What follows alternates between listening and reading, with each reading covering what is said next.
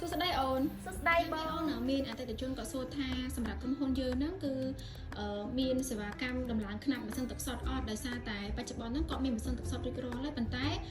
គាត់ផលិតទឹកសុទ្ធលក់ហ្នឹងទីផ្សារគឺអត់ទាន់អញ្ចឹងគាត់ចង់ដំឡើងខ្នាតទឹកសុទ្ធតើយើងមានសេវាកម្មអត់អូនអូខេបងអញ្ចឹងតកតទៅនឹងការដំឡើងខ្នាតប្រព័ន្ធម៉ាស៊ីនអតិថិជនគាត់អាចមានពីរជម្រើសទី1គាត់អាចបន្ថែមជាប្រភេទប្រព័ន្ធ AO បន្សុទ្ធទឹកឧទាហរណ៍ថាប្រព័ន្ធម៉ាស៊ីនរបស់គាត់បច្ចុប្បន្នដែលគាត់កំពុងតែផលិតហ្នឹងខ្នាត1000លីត្រអញ្ចឹងគាត់អាចថែម AO ប្រភេទបដូរ AO មួយដើមឬក៏ពីរដើម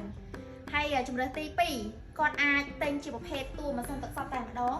គាត់យកទៅចាប់ដោយប្រព័ន្ធចាស់របស់គាត់អញ្ចឹងបានន័យថាគាត់មានតួប្រព័ន្ធម៉ាស៊ីនទឹកសុទ្ធ2ក្នុងការផលិតអញ្ចឹងការផលិតទឹកបានច្រើនជាងមុនដើម្បីផ្គត់ផ្គង់តម្រូវការរបស់គាត់អញ្ចឹងណាបងអូអញ្ចឹងខាងយើងគឺអាចរៀបចំបានពីជំរឿនជូនគាត់បានណាអូនចាហើយតកតទៅនឹងការដំឡើងបើសិនជាគាត់ទិញជាឈុតបែបនេះគាត់ចង់យកសេវាកម្មក្រុមហ៊ុនយើងទៅតឡាការដល់ទីតាំងក៏បានដែរបងគឺយើងមានសេវាកម្មតឡាដូចគ្នា